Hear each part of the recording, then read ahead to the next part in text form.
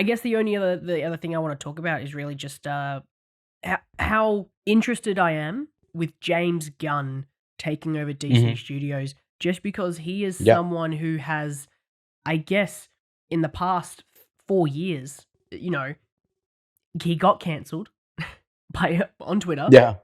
He got Yeah. dropped by Marvel. DC picked him up.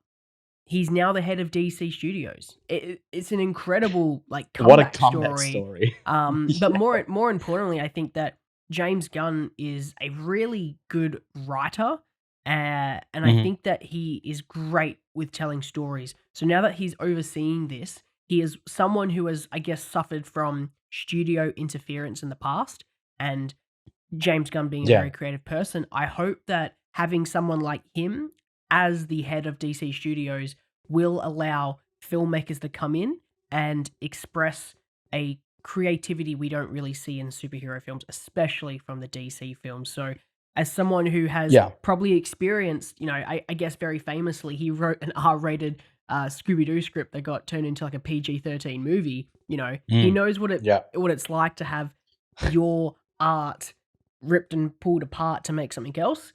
I'm sure he will Mm. probably and he might change his mind, but hopefully he has a good heart in mind to allow people to come in, make a movie, make a new, Man of Steel movie with some really creative ideas, and he doesn't interfere with that unless he goes, actually, that idea is trash. You gotta have someone pulling at you, telling you ideas are bad, but